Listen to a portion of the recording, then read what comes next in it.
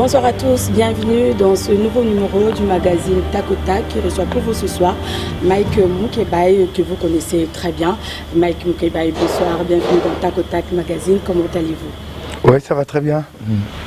Mike, journaliste, acteur politique, analyste, dans quelle casquette puis-je vous présenter aujourd'hui devant tous les téléspectateurs je suis journaliste, patron de presse, et mes opinions sont très bien connues, je ne m'en gêne pas, je m'assume. Je suis proche de l'opposition, notamment du Rassemblement, en même temps analyste politique et acteur, je vais le devenir bientôt. Et je me suis présenté au BRTC dernièrement, au bureau de réception des candidatures de la CENI. Ah, vous êtes candidat. Pour déposer ma candidature aux élections provinciales dans la commune de Lingouala. Je suis candidat et j'ai laissé également au niveau des législatives nationales, Lukunga. Alors on en parlera prochainement, hein. Mais aujourd'hui, vous le savez, Mike Moukebaye, l'actualité est dominée par les discours du chef de l'État sur l'état de la nation hier au Congrès. On va s'atteler autour de ce discours. Alors Mike, hier, Joseph Kabila a commencé son discours avec un peu de l'humour en disant que pourquoi il y a la tension dans la salle. Vous pensez que, je dirais, comprenez mon émotion, mais moi aujourd'hui, je vous dis, comprenez ma passion pour le Congo. Une phrase qui fait couler beaucoup d'encre sur les réseaux sociaux et partout ailleurs. Alors dites-nous, Mike, vous, comment comprenez-vous la passion qu'a Joseph Kabila pour le Congo? Parce que chacun interprète à sa manière. Hein. Je ne connais aucune passion pour le Congo, aucune. Une passion ne se décrète pas, elle sévit. Kabila est resté président de la République 17 années, les Congolais sont dans les pires souffrances. À l'Est, nos compatriotes meurent chaque jour, à l'Est à Béni, 2 fois, quelquefois presque en sa présence, ou en tout cas quand il quitte le lieu, et par la suite c'est des dizaines de Congolais qui sont tués. Je ne pense pas qu'un homme qui a la passion du Congo peut accepter sous son règne qu'un matin on voie un criminel qui était condamné à la peine capitale et qui s'était évadé de la prison, qui s'appelle Gédéon Kyungu, que ces criminels soient sortis librement et reçus avec des cymbales, des trompettes, des clairons devant nos enfants. Kabila n'a pas la passion du Congo. Et pire, les criminels portent un t-shirt à son effigie et un képi à son effigie. Quel message Kabila nous envoie? Et quand il voit ces images-là dans son salon avec sa femme et ses enfants, il s'est dit quoi? Il est fier de lui? Il n'a aucune passion du Congo. Il n'a aucune passion. Je t'ai donné que cet exemple, je peux t'en donner un millier ici sur place. Ok, Mike, ça c'est votre opinion, donc c'est pas un problème. Alors, nous allons parler, bon, dans un discours, il y a le fond et la forme. Hein. Nous allons plus nous baser sur le fond du discours de Joseph Kabila. Et il a énuméré quelques avancées dans plusieurs secteurs. Ici, nous allons parler un peu, nous allons commencer par l'infrastructure. Quand il dit, Kabila se tape la poitrine pour avoir construit 12 000 km de routes praticables dans un pays à la superficie de 2 345 km². Est-ce que c'est une avancée? Vous savez, un bilan, en réalité, c'est d'abord de nous ramener aux promesses qui ont été faites au départ. Quelles sont les promesses que Kabila a fait au départ? Nous avons suivi Kabila 2 fois, il y a eu 2 élections ici, en 2006 et puis en 2011. Nous devons comparer les réalisations aux promesses qu'il a faites. Alors quand je vois ce qu'il met en avant comme réalisation et les promesses faites en 2006 et en 2011, avec on nous a parlé à l'époque de périphérique qui devait faire le tour de Kinshasa. Il y a eu beaucoup de promesses. Ça, il n'évoque plus. Parce qu'il faut commencer par là. Quelles ont été les promesses de Kabila en 2006 et en 2011? Si on prend en compte les promesses, rien n'a été fait. Je ne parle que de périphérique. On disait qu'il devait avoir une ceinture, comme ça, une route, pour permettre de désengorger Kinshasa. Ça n'a pas été fait. Ça, les promesses sont tombées, on nous a fait rêver. Il y a même eu des images ici, des paquebots, de TGV, et des images ici. Ok. Mais au jour d'aujourd'hui, il n'y a presque pas de rails dans ce pays. Kinshasa, Matadi, il y a un train qui y va une seule fois la semaine. Une seule fois la semaine. Ici, les rails a été complètement enfoncés sous sol. Mais allons-y sur les kilomètres de routes construites. Elles sont où ces routes qui sont construites? Des routes en piste qui ont été désensablées sont des routes construites. Les routes construites, ça signifie qu'on a ouvert. Et lui-même, quand il parle de ces routes-là, et quand il fait la part des choses entre les routes en piste et les routes asphaltées, les routes asphaltées, c'est même pas 5%. Elles sont où ces routes-là? Qu'on nous le montre. C'est des chiffres qui n'existent que sur papier. Nous savons que nos compatriotes ont des problèmes pour aller d'un point A à un point B partout sur le territoire national. Nous le savons. Les gens ont souffert ici pour aller présenter leur candidature devant les BRTC. Il y a des gens qui mettaient 3 jours en route pour arriver devant un BRTC. Regardez le développement, c'est quoi? Je prends un petit exemple. Ici, il fallait payer les cautions. Vous payez les cautions à Kinshasa. Vous devez prendre les preuves de paiement pour les amener physiquement à Boudjala. Donc, à ces jours, quand Joseph Kabila parle de développement de la République démocratique du Congo, il est impossible d'avoir une banque ici avec une représentation à l'intérieur. Vous payez et les preuves de paiement sont exhibées là-bas. Donc, nous sommes encore au 19e siècle sous Kabila. Donc ça n'a pas marché, l'infrastructure, c'est zéro. Zéro selon vous. Nous allons prendre le budget, passer des 580 millions à 4 milliards sur une période de plus de 20 ans.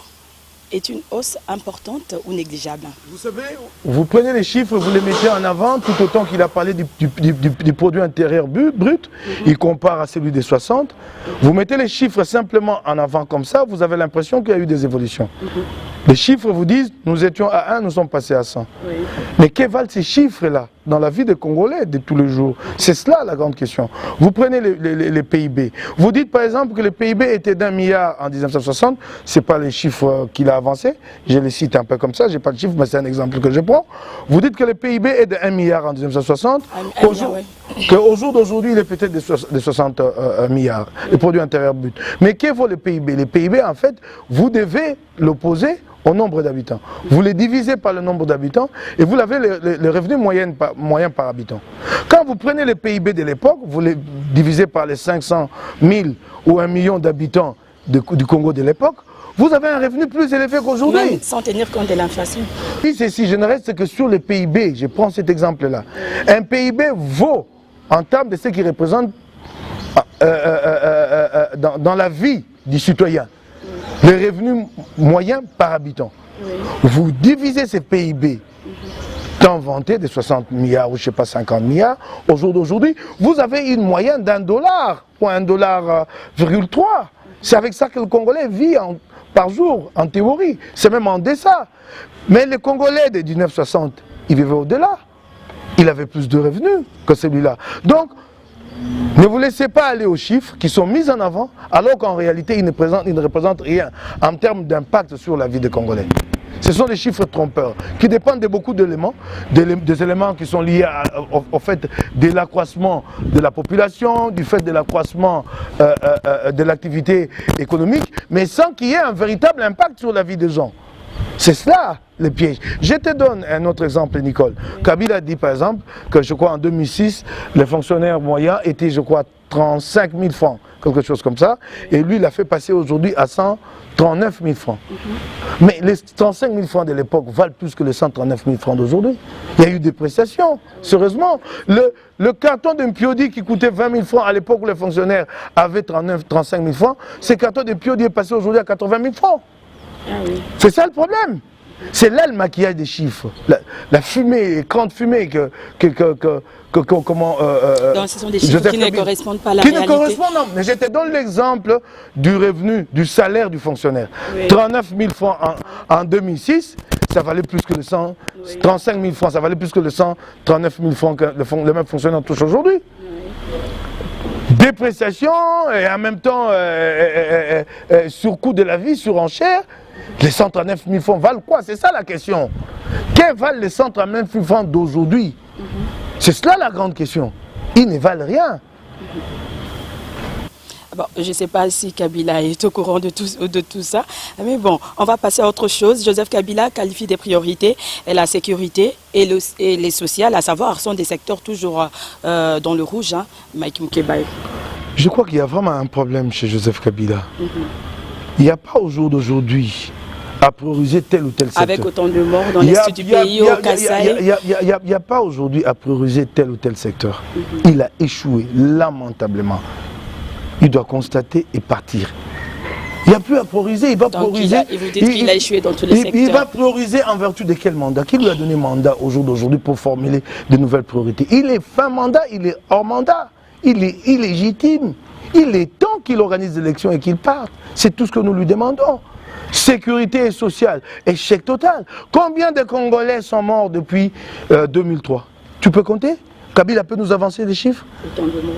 Combien de Congolais sont morts du fait de la violence? Combien de Congolais? Kabila devient président de la République en 2001. Il y a un phénomène de violence ici qui nous vient de l'étranger, qui s'appelle les FDLR, les rebelles rwandais. Peut-il nous dire à quel niveau il a fait reculer ce phénomène? C'est même FDLR qui sème la mort chez nous, n'ose pas la moindre incursion au Rwanda, parce qu'ils savent que là-bas il y a une armée, s'ils osent, ils vont subir une réplique cinglante, une riposte terrible.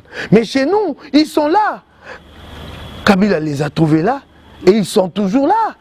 Des rebelles étrangers qui ont pris quartier chez nous, et qui redoutent eux-mêmes de tenter quoi que ce soit contre leur pays d'origine. C'est ça la grande question. Faisons le bilan avec Kabila. Combien de Congolais sont morts du fait de la violence?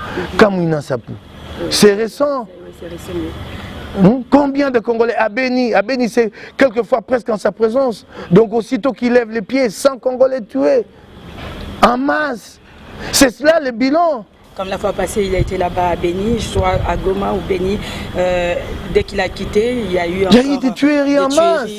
Bon, je sais pas. Et jamais au jour d'aujourd'hui une réponse a été trouvée à cette menace-là. Et côté social, les Congolais restent l'un des plus pauvres peuples au monde. Ben non, je crois qu'il doit lui-même se réserver de ne plus sortir ces mots-là de sa bouche. Ils sont très mal, ces mots-là. Ils sont très mal, ils sont très mal. Il a dit 15% depuis qu'il est là. Il n'existe même pas de chiffres. Il n'existe pas de chiffres ici sur le chômage. Ni le chômage dans l'ensemble, ni le chômage des jeunes. Il n'existe pas de chiffres. Il y a une instance ici qui essaye un peu de collecter des chiffres sur cette question-là, sur la question de l'emploi. C'est l'ONEM, avec un financement extérieur. C'est ridicule quand je l'entends parler de souveraineté.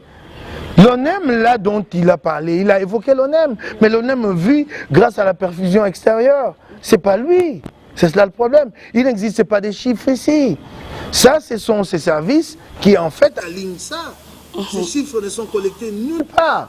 Quand tu vas parler du chômage de jeunes, tous ces jeunes qui sont dans nos villages, qui un jour les a recensés? C'est à peine quelques jeunes de milieux urbains qui sont recensés. L'ONEM, là, a des extensions partout en République démocratique du Congo. L'ONEM s'arrête quelque part ici, là où il y a de l'électricité. Madame Nicole, je ne sais pas si tu as eu la chance de visiter le Congo. Ma petite vie, ma modeste vie de journaliste m'a permis de faire le tour du pays. Je me demande si Kabila connaît le Congo. J'ai eu la chance d'aller dans le Congo profond. Tu pleures. Tu pleures. Quand tu vois ce que les gens... Tu pleures. Les gens n'ont pas d'habits. Les gens n'ont pas à manger. C'est ça la réalité de ce Congo. L'Équateur depuis l'époque de Mobutu. Alors les 15 millions, je me demande d'où ils tirent ces chiffres-là. Ces chiffres n'existent nulle part. L'ONEM, c'est à peine un bureau ici. Je ne sais où là, c'est quelque part, je vois souvent là. L'Office national de l'emploi. Qu'est-ce qu'un petit bureau là? Et un peu de financement, de subvention de l'extérieur. Tous ces Congolais qui sont en bourse, personne ne les recense. Personne ne sait quel est leur sort. C'est des faux chiffres. C'est un maquillage complet. Moi, j'ai eu l'impression que Kabila était un prestidigitateur. Vous connaissez le prestidigitateur? C'est presque un magicien qui déplace les objets. Il a fait de la prestidigitation hier. Ce n'est pas un discours sur l'état de la nation, pas du tout. Ça ne colle avec aucune réalité. Parlons, revenons là-dessus. Quand il parle, par exemple, regarde là où il y a un maquillage, où un chef d'État ment à son peuple. Quand il parle de la... Oui, ça m'engage que moi, parce qu'il a menti. Oui, alors, quand il dit que l'accès à l'eau potable a connu une croissance, et il dit une croissance de 45 à 53%. Oui. Et il s'arrête dans le milieu urbain, point, il passe. 45 à 53%, milieu urbain, point, il passe à une autre question. Mais la population congolaise est à 80%, cantonnée où? Dans le milieu rural. Quand vous avez une petite croissance de 7%, admettons que cela soit vrai, rien que dans le milieu urbain, que Qu'est-ce que cela représente face aux 80% qui vivent dans les milieux ruraux? Si vous devez maintenant étendre cette croissance sur l'ensemble du Congo, ça signifie quoi? C'est 7% sur les 20% urbains. Vous devez étendre ces 7% sur les 80% rural. Vous avez quoi? 0% pour Kabila. C'est ça la réalité. C'est des chiffres maquillés. Maquillé complètement. Et sur ce point-là aussi, c'est zéro. Bon, côté justice, Joseph Kabila parle de renforcer la justice, alors que la justice est vraiment fragilisée chez nous. Je me demande s'il y a une justice. Non, si tu as la chance de le rencontrer, demande-lui comment se fait-il que Gédéon Kyungu est libre. Lui, il est chef d'État, garant de la Constitution. Depuis, il a toujours dit que tolérance zéro, les portes des prisons restent ouvertes. Pose à Kabila une question, comment se fait-il que Gédéon Kyungu est libre? Lui, il est le garant du bon fonctionnement des institutions. Dis-moi un peu, comment se fait-il, quand il parle de justice, qui a gracié Gédéon Kyungu? Qui a décidé que c'est criminel qui a ouvert le ventre aux femmes enceintes? Est-ce que Kabila sait que cet homme a ouvert le ventre aux femmes enceintes? Comment se fait-il qu'il soit libre? Il avait été condamné par la justice congolaise à la peine capitale. Et par la suite, il s'est évadé. Un jour, il est sorti de prison, portant un t-shirt à l'effigie de Kabila. Que Kabila arrête de parler de la justice. Ce qu'il nous a fait avec Gédéon dépasse tout entendement humain. Moi, j'ai parlé avec des gens à l'étranger. Ils m'ont demandé si nous étions un État. Qu'un criminel condamné à la peine capitale soit relaxé et reçu en triomphe avec 5 balles éclairant. Et Kabila était là comme chef d'État. C'est ça la question à lui poser. Avant d'aller dans le détail, dans tous les autres détails en ce qui concerne la justice, il faut lui poser cette question. C'est comme ça que je te dis, si tu as la chance de le rencontrer, pose-lui la question. Si nous avons cette réponse-là, on comprendra en fait que signifie la justice. Qui commence par nous donner la justice, par nous donner la réponse à cette question? En fait, c'est pour te dire que la justice est aux ordres. Elle est inféodée au pouvoir politique. Il n'en existe pas une. Pourquoi il n'existe pas de justice au Congo? Puisque les systèmes reposent sur le pillage, sur la corruption. Si la justice est indépendante, les premiers qui vont être arrêtés, ce sont les dignitaires. Les premiers, ils se sont arrangés pour qu'il n'existe pas de justice dans ce pays. Ils se sont arrangés pour qu'ici, il y ait primauté du trafic d'influence, de ma position, de mon statut de général. C'est ça qui détermine le tout.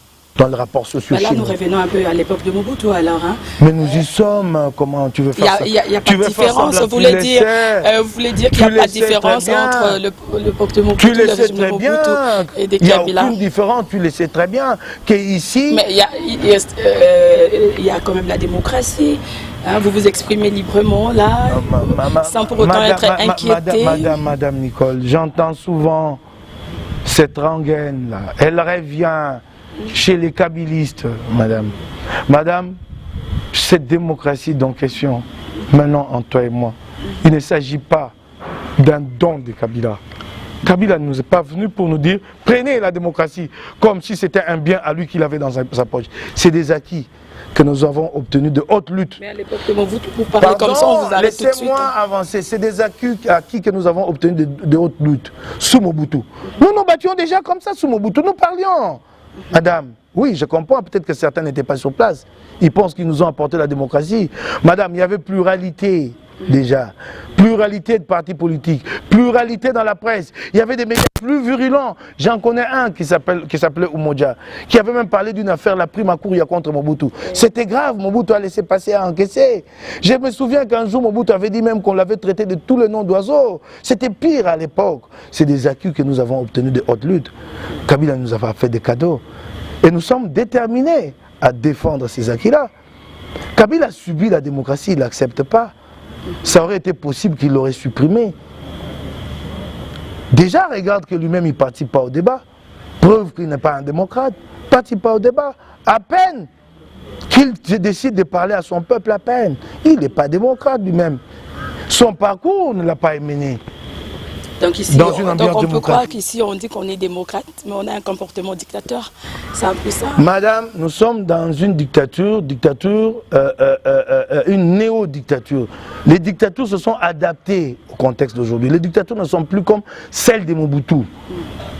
Les dictatures se sont adaptées en faisant semblant. C'est un peu comme la colonisation a changé de forme. En faisant semblant, en s'habillant un peu d'une peau démocratique, mais en réalité c'est une dictature. Une dictature, si vous voulez la voir au jour d'aujourd'hui, allez-y. Ne vous contentez pas des institutions que vous voyez. Regardez le fonctionnement de ces institutions. C'est cela, la démocratie. Vous allez au Rwanda, j'ai beaucoup de respect pour Paul Kagame en ce qui concerne le développement du Rwanda, mais côté institutionnel, c'est une dictature. Mais vous trouverez des partis d'opposition, vous trouverez un parlement, mais en réalité, toutes ces instances-là n'ont pas d'indépendance, il n'y a pas de séparation de pouvoir. C'est comme chez nous, il n'y a pas de séparation de pouvoir. Il n'en existe pas. Sinon, si Kabila avait prouvé le contraire qu'il y a de démocratie, qu'il t'explique comment Gédéon Kingo a été relaxé. C'est aussi simple que ça. Il n'y a pas de séparation de pouvoir. Tout est concentré entre les mains de Joseph Kabila. Regarde, je te donne des exemples. Il y a une loi qui a été votée à l'Assemblée nationale. La loi sur les manifestations publiques. Oui, oui. La Constitution dit qu'en tel délai, si le président de la République n'a pas promulgué cette loi, elle entre d'office en application. Cette loi n'est jamais entrée en application. Pourtant, elle a été votée en 2015 et envoyée au président de la République. Il a dit la dernière fois en conférence de presse qu'il avait renvoyé cette loi en seconde lecture à l'Assemblée nationale. Elle est où? Elle n'a pas été discutée. Donc nous sommes dans un pays où les manifestations publiques ne sont régies par aucune loi. Puisque Kabila n'en veut pas. C'est ça la dictature. Et la pire même dictature. Et un autre petit exemple. Nous avons été ici aux concertations, nous nous sommes mis d'accord au dialogue qu'il faut mettre en place une instance appelée Conseil national de suivi de l'accord. Oui. Bon, façon Kabila, cette instance a été mise en place. Façon Kabila, j'ai dit, de manière unilatérale. Ok? Mais il a promis, il a écrit. Fin 2017, il écrit une lettre qu'il adresse à l'Assemblée nationale et au Sénat. Il dit qu'entre autres lois à traiter en priorité, il y a la loi sur le CENSA. Mais dans l'entretemps, il y a eu 2 sessions. La session de mars et la session de quoi? Extraordinaire qui vient de se terminer. Oui. Mais puisque la tête de l'Encoï ne lui plaît pas, la loi n'a jamais été discutée. C'est ça la dictature. Bon, Mike, nous allons passer dans le secteur éducation. Joseph Kabila dit en 1997, il y a eu 10 millions d'enfants qui avaient accès à l'éducation et en 2018, ils sont à 22 millions. Il se félicite de nombre encore, et pourtant l'éducation est décriée. Encore chiffre maquillé. Vous parlez de la croissance de la population scolaire.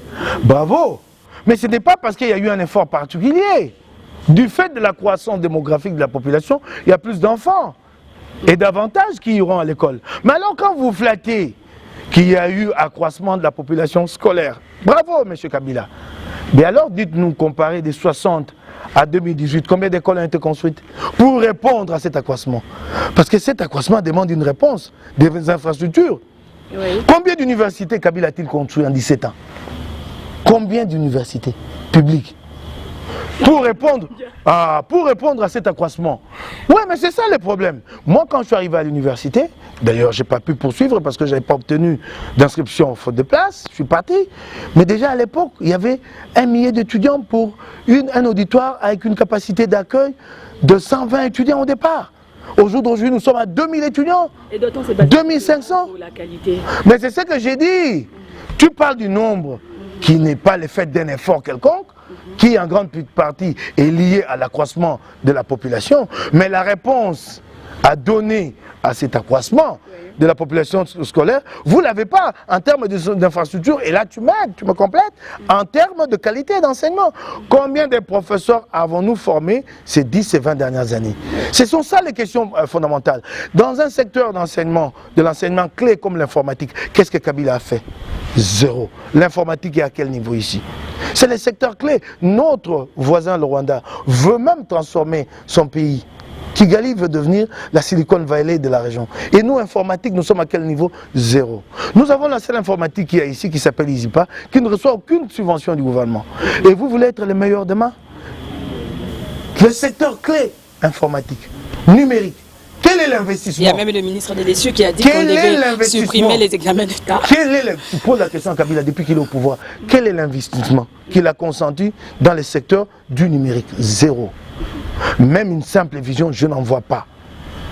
Je ne vois pas de vision dans ce sens. Une simple orientation, rien. Alors vous flattez du nombre qui est en but, qui est en face d'un enseignement au rabais, et il se flatte. C'est ça le problème. Et la fibre optique aussi, jusqu'à nos jours, on n'a toujours pas de suite. Il faut même en rire. Tous les pays ici ont des... aussi. Il faut en rire, la fibre optique. On ne connaît plus le Rwanda, c'était déjà en 2003, la fibre optique. Je t'ai dit. Il faut en rire. Nous sommes les derniers de l'Afrique. Nous sommes les derniers avec cette affaire de fibre optique. Les tout derniers, il faut en rire. Tous les autres ont fini de l'implanter chez eux. Bukanga Lenzo. Excusez-moi du terme.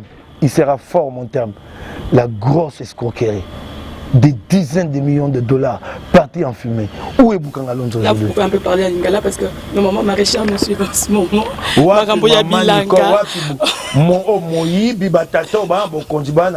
Wapi mbongo Bukanga Lonzo. Maman, 220 millions de dollars. Babi bake osato kolia Bukanga Lonzo. Maman, lina biso ikambo moko kama. Oyebi te tango Kabila bakumbaka na Bukanga Lonzo. Nakoyebisa bato Kabila babanga Kabila te. Basa Kabila makambo pam basarante. Oyebi makitako ba mema Kabila makambo na Bukanga Lonzo. Oyebi makambo basara Kabila. Kabila na ebite soko yebe on ko yebisa yeba yango. Ba kamati masango basi babuki masango babuki ba kotisi na kati ya masini o Kabila komata. Potango Kabila yaki amataki na masini wana poye moko abuka masango. Ba tondisi masango kuna kati Kabila tambolika ngonga moke. Ba ebisi eta masango ndenge oyo okoyeko buka na ngongo moke. Nzoka tango bafungoli masango bako bimisa wana. O Kabila ya buki ya moke bebwe. Oyo nyonso make bele wana o bango batondisaki na butu na kati wana. Pe ne leko tam basai Bukanga Lonzo mabe. Soko bosa esika basaka batongaka babilanga. Batsaka biloko babenga ba silo. Silo ali bangungulu ya minene pona komba biloko. Bosa Bukanga Lonzo silo ezate. Sikoyo masango ba maman na papa bilanga bazolanda biso bazo comprendre. Liboso babukaka eyaka 80 tonnes. Oh ya liboso tongo Kabila kendaka. Kabila yebi yango te. Sikoyo Bukanga Lonzo kuna eloko ezali lisusu te. Tata mokonzi 80 tonnes masango o kendaka o babukaka epolaka. Po basilo ezalaka te, bazwi basali basilo moko ya mbilinga ya pamba na kati ya basaki. 80 tonnes masango wa nyonso po epola. O babukaka tango Kabila kendaka wana. Bukanga Lonzo bakabolaki yango biteni mine. Lelo nde tokoka nyonso ekufa etikala moko. Eloko ezali lisusu te na eloko ezali na site moko ya Bukanga Lonzo kombo nango site D ekoma ya Patrice Kitebi moto Augustin Matata. Kuna ngombe yali ekokola masango ekobota. Oh ya mboka ekufa ya Patrice Kitebi. Donc on a vérifier ce qui réellement c'est vrai ce que vous venez de dire. Mais bon, pour finir, pour clore ces chapitres, Joseph Kabila, côté santé, Joseph Kabila dit que le taux de mortalité maternelle a baissé. Que dites-vous? 17 ans de pouvoir, taux de mortalité à ce niveau-là. J'aurais bien aimé qu'on soit au jour d'aujourd'hui au risque de... Je suis en train de parler à Kabila là-dessus. Au 21e siècle, quasiment partout au monde, on est au risque zéro. Pour ceux qui sont concernés la mortalité à la naissance, ou pour la maman, ou pour le bébé. On est au risque zéro. Il suffit d'un suivi. Il suffit d'un suivi. Je ne sais pas comment vous appelez ça, CPN, les femmes, c'est ça, CPN. Il suffit d'un suivi CPN et vous avez le résultat. Mais la réalité, c'est laquelle? Que Kabila ne connaît peut-être pas. Les femmes des militaires, les femmes des policiers, nos sœurs, nos mamans, nos femmes, quand elles sont enceintes, elles n'ont même pas 1000 francs. Même à Pakadjouma, là-bas aussi, il y a un sérieux problème. Les femmes viennent à l'hôpital le jour où elles sont prises de douleurs d'enfantement. C'est les jours où elles arrivent à l'hôpital. C'est cela la réalité, la triste qu'elle ne connaît pas. Et ça, c'est ce qu'il y a dans la majorité des cas ici. Dans tous les camps militaires, dans tout le camp de... Peut-être qu'il n'est pas bien informé ou son entourage n'est pas informé. Tant mieux, mais moi je le dis ici. À Selemba ou à Boum, il n'y a pas de suivi CPN. C'est le jour où la femme est prête, qu'elle est prise de douleurs d'enfantement, d'accouchement, qu'elle arrive. Moi j'ai vécu ça plus d'une fois. Où les accoucheuses se mettent à insulter la femme qui vient enceinte. Banda, elle n'a rien, vous voulez qu'elle fasse quoi? C'est ça la réalité. Et si c'est le cas à Kinshasa, et pire, dans l'arrière-pays. Qu'en est-il? Là où les enfants n'ont même pas de souverain. Donc on revient dans le social, secteur social, donc il n'y a pas d'argent, il n'y a pas de travail, les gens ne savent pas se prendre en charge, donc c'est un peu trop, c'est compliqué, et franchement. Voilà. Bon, vous avez dit que non, dans ce secteur aussi, de la santé, zéro. Selon vous. Mais le secteur de la santé, j'ai dit que c'est là que c'est pire. C'est là que c'est pire. J'ai suivi un documentaire qui met en avant, qui met en évidence le bilan de Kabila. Ils disent pas combien d'hôpitaux ont été construits pendant son règne. Ils disent qu'il a construit des hôpitaux et puis on présente l'hôpital du Cinquantenaire. La seule réalisation, semble-t-il. Et encore que ça n'appartient pas aux Indiens. C'est à nous ici, Cinquantenaire. J'avance encore que c'était un bâtiment déjà vieux qui a été restauré. Oui. Rien de bien nouveau en réalité. Mais le problème, c'est qu'il ne suffit pas de construire un bâtiment. Quand on parle des soins de santé, ce ne sont pas les infrastructures qui sont la seule question en jeu. Les soins de santé impliquent l'accès. Tu peux me construire les plus belles hôpitaux à côté, s'il est à 100 $ la consultation, alors que moi j'ai un salaire de 20 $, cet hôpital ne me sert à rien. C'est le système de santé qu'il faut repenser dans l'ensemble. Comment faire pour que chaque Congolais ait accès aux soins de santé. Et ça n'a jamais été pensé sous Kabila. En ces termes-là, en termes de système de pensée. Pardon, de santé, ça n'a pas été pensé. Ça n'a pas été pensé. Eh bien, nous allons passer à notre première rubrique, la Libre Info, et nous reviendrons juste après.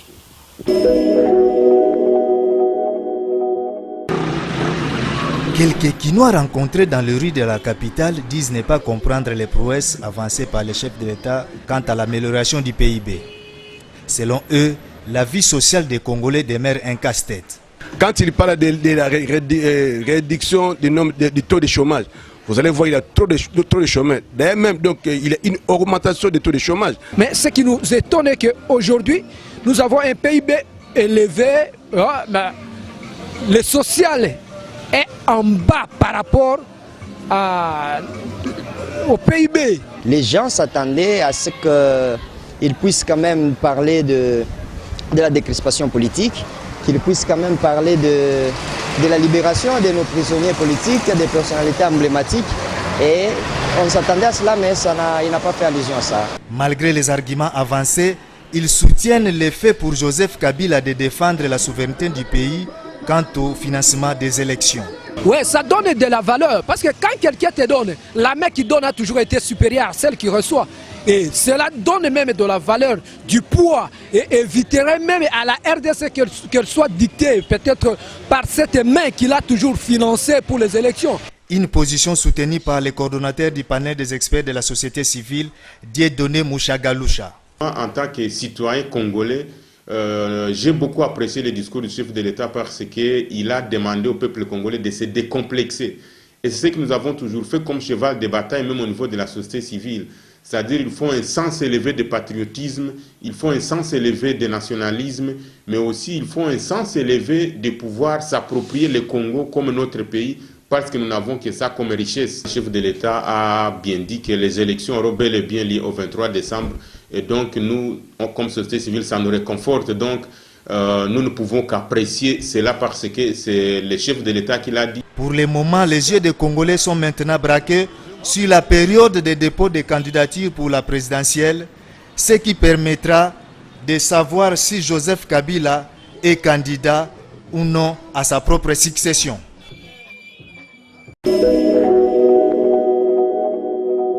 De retour sur ce plateau, Mike Moukebaï, les Congolais attendaient de Joseph Kabila un discours différent, pour une fois. Ils attendaient, je ne sais pas, qu'il lève l'équivoque sur le troisième mandat et annoncer la prise de mesures concrètes sur la décrispation politique, hein, ce qui n'a pas été fait. Non, je crois qu'aussi il y a eu beaucoup d'attentes. Les Congolais sont un peu déçus. S'il y a eu beaucoup d'attentes autour de ces discours de Kabila, c'est suite à la sortie médiatique du secrétaire général des Nations Unies, Antonio Guterres, qui a dit que Kabila lui a promis de faire des annonces. Pourtant, les gens n'ont pas compris dans quel contexte Kabila a parlé de ces annonces-là. Il a commencé par fermer la porte du pays au secrétaire général. Il a compris qu'il se mettait la communauté internationale à dos. Il fallait après essayer d'amadouer la même communauté internationale. Et c'est comme ça qu'il a diplomatiquement parlé avec Guterres, le rassurant qu'il allait faire des annonces, que s'il n'avait pas accepté qu'il vienne, c'est pour que ça ne passe pas comme s'il faisait ces annonces-là sous pression. Il l'a dit diplomatiquement entre lui et Guterres. Ce n'est pas qu'il était convaincu de faire des annonces, c'est Guterres qui a pris Kabila au piège de les dire publiquement. C'est ça. Kabila ne pensait pas faire des annonces, il l'a dit pour gérer Guterres, pour le calmer. Et Guterres l'a pris au piège. Il n'y avait pas d'annonce à attendre. Et puis il faut que les Congolais comprennent, le plus grand enjeu ici, ce n'est pas que Kabila est candidat ou pas. C'est pas ça le plus grand enjeu. Je sais que cette question est fondamentale, puisqu'elle explique, de toute façon, puisqu'elle implique le respect, implique le respect de la Constitution. Et ça ne suffit pas. Mais ce n'est pas la question la plus fondamentale. La question la plus fondamentale, c'est des élections transparentes. Kabila peut nous dire demain, libre et crédible, crédible et inclusive. Kabila peut nous dire demain, je ne suis pas candidat, et une machine se met en place pour organiser la tricherie, son dauphin passe, et le système... Et cette machine pose vraiment problème. Et le système se perpétue. Donc la question fondamentale, ce sont des élections libres et transparentes. Moi, je n'attends rien de Kabila, je n'attends pas des annonces de lui. Moi, je me tourne, je regarde Nanga, je pose des questions à Nanga, et je me prépare en conséquence en me disant qu'il faut travailler à contrer la tricherie. Parce que c'est évident qu'il y aura des élections ici, mais des élections truquées. C'est ça la grande question, la transparence. Comment faire pour y arriver? Et c'est à Nanga de nous donner des réponses à des questions précises. J'en pose quelques-unes maintenant là, tout à l'heure. Par exemple, Nanga, il faut que tu nous dises au jour d'aujourd'hui, tu auras la dernière machine à voter quand? Moi, je passe outre le débat, machine ou pas machine. J'ai dit, Nanga, donne-nous le calendrier de réception des machines. Nous aurons la dernière machine quand? Et quand nous aurons enfin réceptionné la dernière machine, le déploiement de machines à travers le pays prendra combien de temps? Nous savons qu'à l'époque déjà pour le déploiement de bulletins, nous prenions 2 à 3 mois. Et les machines, elles sont plus sensibles que les bulletins. Donc il y a plus de précautions à prendre. Donc nous risquons d'aller au-delà de 3 mois. C'est toutes ces questions-là que je me pose et j'aimerais que Nanga nous donne des réponses aujourd'hui. Quand arrivera à Kinshasa la dernière machine? Où est le plan de déploiement? Il est où? Ce sont ces questions-là qui vont nous rassurer. Et non le reste. Nous pensons qu'il y a un volet technique important qui relève de Nanga et c'est à Nanga de nous donner des réponses. Kabila, il a pris l'habitude de se faire désirer, ça lui plaît. Que les Congolais se posent des questions sur ses intentions. Il a l'impression qu'en fait, il est maître sur un jeu de dames. Et celle-ci, l'archidiocèse de Kinshasa. Oui, finissez. Et tu as même vu la boutade avec laquelle il a commencé, qui ne signifiait rien. Tu l'as repris ici, comprenez mon émotion ou ma passion pour le Congo. Il a été un peu nostalgique pour une fois, il a pensé à Mobutu, quand même, au maréchal Mobutu, ce qui est vraiment rare, hein, quand même. Hein. C'est pas mal. Et le CNC bientôt va lancer sa campagne pas du 3e mandat, il y a déjà des banderoles presque partout, pas des élections sans la machine à voter. Qu'est-ce qui va se passer encore, Mike Mukeba? Il y aura des désordres, des tueries? Les gens vont encore mourir? Non, je ne suis pas d'accord. Soutenez-vous. Je ne suis pas d'accord. Nous sommes en démocratie, les gens sont libres de manifester. Quand il y a des tueries, c'est aux autorités d'en répondre. Ceux qui viennent dans la rue manifester ne font qu'exercer un droit reconnu par la Constitution. Et ils y viennent les mains nues. Quand vous parlez des tueries, c'est aux autorités d'en répondre. Je comprends l'impunité ambiante aujourd'hui, mais ils en répondront un jour. Un jour ou un autre, ils en répondront individuellement et collectivement en tant que régime. Ils répondront un jour, t'en fais pas. Et s'agissant du financement rapidement des élections, Kabila s'insurge contre les financements extérieurs. Et c'est un message fort lancé à l'Occident pour brandir la souveraineté de la RDC, où la RDC s'isole de plus en plus. Rapidement, une minute. Oui, on n'a plus assez de minutes là. D'abord, c'est financement. Quand la tripartite s'est réunie, gouvernement Sensa, Seni, on dit que le gouvernement a déjà sorti combien? 203 millions de dollars. 203 millions, 3 millions de dollars, c'est ce qui est sorti depuis le début du processus électoral. Ce qui nous intéresse, ce n'est pas de savoir combien d'argent a été décaissé depuis le début, mais combien reste-t-il à débourser. Et avec un plan de décaissement, il reste à débourser plus de 300 millions de dollars. Est-ce qu'ils auront cet argent? Il était prévu que le processus de financement s'arrête au mois d'août. Le temps de passer le commande pour attendre les livraisons. Le mois d'août, c'est le mois prochain. Nous aurons ces 320 millions de dollars, tant mieux. Tant mieux, puisque Kabila bombe les torses et il dit qui va financer, nous lui demandons simplement de s'assumer. Nous partageons cette fierté congolaise qu'il met en avant, nous lui demandons de s'assumer. Mais s'il ne s'assume pas, si demain il n'y a pas d'argent, pas de prétexte, qu'il en tire les conséquences politiquement. Nous nous sommes investis pour les idéaux démocratiques. La RDC n'a pas besoin de recevoir des leçons. Qu'est-ce qu'il attend par là? Non, non, non, ça c'est les mauvais élèves. Vous savez, les mauvais élèves n'aiment pas assez que... Il dit que la RDC ne donne de leçons à personne. Quand tu as 2 enfants, les moins brillants là, quand ils rentrent à la main, tu demandes de lui montrer, de te montrer ses cours. Il s'énerve. Mais les plus brillants, il amène fièrement. C'est le mauvais élève qui ne veut pas qu'on regarde à ses notes. Parce qu'il a des mauvaises notes, c'est tout. Ah bon, Kabila fustige les sanctions américano-européennes contre ces lieutenants qu'il juge sans fondement. N'est-ce pas un bras de fer contre la communauté internationale? Non, Kabila n'a pas le moyen. N'a pas le moyen d'engager une épreuve de force avec la communauté internationale. Ni les moyens, ni la capacité, ni la volonté. Il ne faut pas suivre les discours. Les discours, ils servent à entretenir une certaine idée, c'est tout. Par exemple, quand vous voyez quelqu'un qui sort en uniforme militaire alors qu'il est président de la République, c'est que lui-même a peur et qu'il cherche à faire peur. Alors, Mike Moukébaï, rapidement, qu'avez-vous retenu de ces discours? Les bilans de Joseph Kabila sur l'état de la nation est-il positif ou négatif 17 ans après? Et qu'est-ce qu'il y a à craindre après ces discours et qu'est-ce qu'il y a à espérer après ces discours? Rapidement, Mike Moukébaï. Mais je réponds rapidement. Ouais. Je ne veux pas aller dans les discours de Kabila pour chercher les 17 années de gestion de Kabila. Non. Moi-même, je vis ici. Je te donne un exemple banal. Moi, je vis dans la commune de Lingouala. Il n'y a presque rien que l'État a construit dans la commune de Lingouala depuis 17 ans. Presque rien. Il y a une avenue réhabilitée, Mouchi, à peine, je ne sais pas, 500 mètres ou 800 mètres. Et il y avait une partie qui était en piste pour aller vers le palais du peuple, qui a été asphaltée. C'est presque tout. Ou peut-être les quelques lambeaux d'asphalte sur l'avenue Mont-des-Arts. Rien. Je vois des initiatives privées qui sont encouragées à Lingouala, de nouvelles constructions, de belles maisons. Mais tout ce qui reste en termes d'infrastructure, c'est tout ce que j'ai vu quand je suis né. J'ai 52 ans, rien n'a changé. Les caniveaux, rien n'a changé. Selon vous, le bilan est négatif. Tout va en délitement. Selon vous, les bilans négatif, c'est encore gentil. Il faudra trouver le mot pour qualifier le bilan de Kabila. Ah bon. Ok, face au miroir, Mike Moukébaï, vous allez nous dire tout de suite ce que vous pensez de vous-même. Et ça sera dans notre rubrique Face au miroir, tout de suite. Ça me fait un drôle d'effet de me retrouver devant le miroir. En fait, je suis le genre d'homme qui s'est mis rarement. Chaque fois que je le fais, c'est dans la plupart des cas pour ajuster ma cravate. Moi, je ne suis pas un narcissique. J'ai toujours pensé que j'ai à me perfectionner, à être un peu plus performant que je suis, que ce soit sur le plan intellectuel, moral ou le reste de la vie.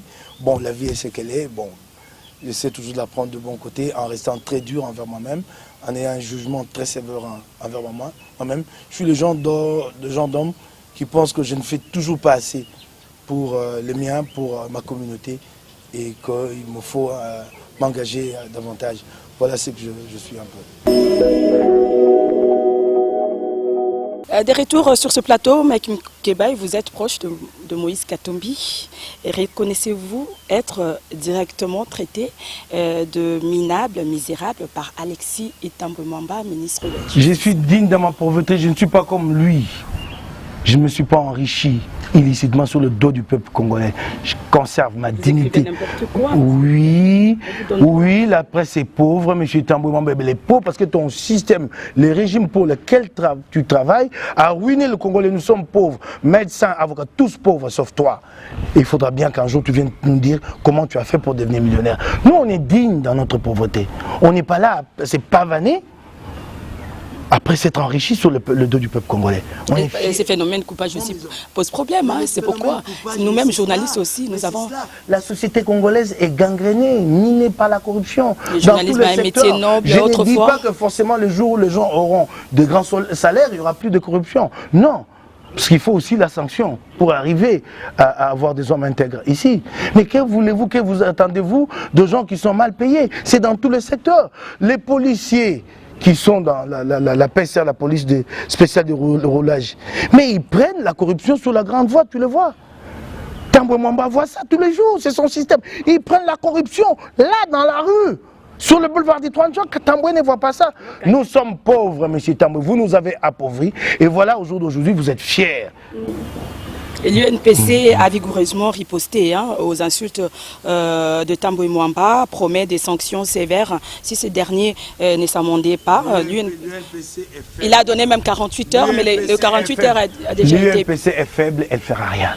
La presse congolaise est faible, c'est pourquoi Tamboué ne va pas s'excuser. La toise. C'est ça. Si la presse était une presse avec l'esprit corporatiste qui crée, qui fonde la corporation des journalistes, nous nous serons occupés de Tamboué depuis. Et il aurait demandé pardon. Sans le lui demander. Nous lui aurons imposé ces pardons. Il faut le lui imposer. Si nous avions été, si on avait été une presse sérieuse, c'est que depuis 2 jours, on se serait occupé de Tamboué pour remuer tout son petit passé là sur la place publique et comprendre comment il a commencé à ruiner ces pays depuis l'Ofida de Mobutu jusqu'à ces jours. Si on pouvait s'occuper de lui à ces niveaux-là et que chaque média le faisait, on n'aurait pas demandé à Tamboué, messieurs, venez demander pardon. Il l'aurait fait lui-même. C'est dommage, nous ne sommes pas une presse, nous ne sommes pas une corporation. Voilà, mais bon, c'est ce qui arrive. Nous avons quand même appris la mort du gouverneur du Congo central. Vous êtes au courant? Un petit commentaire là-dessus.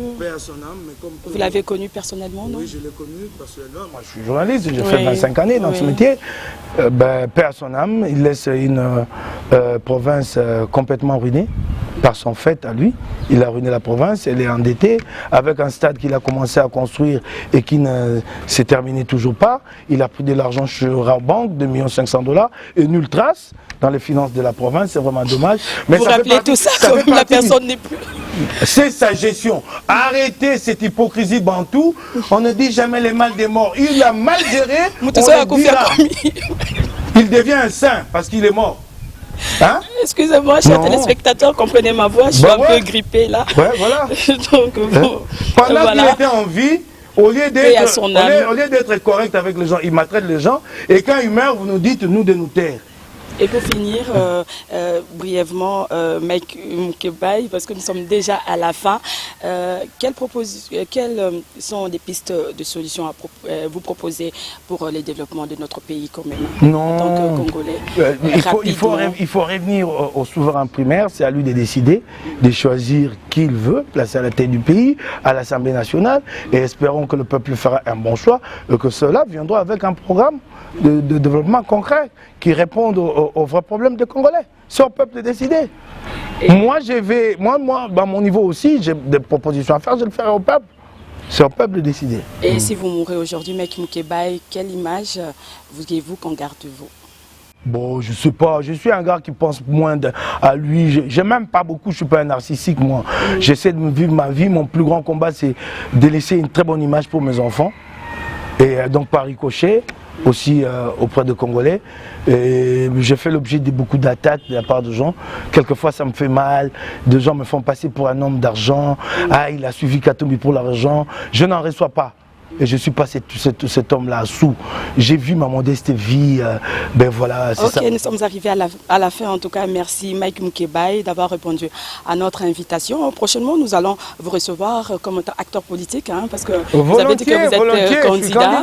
Et aujourd'hui, vous allez quand même venir ici répondre pourquoi on doit vous voter.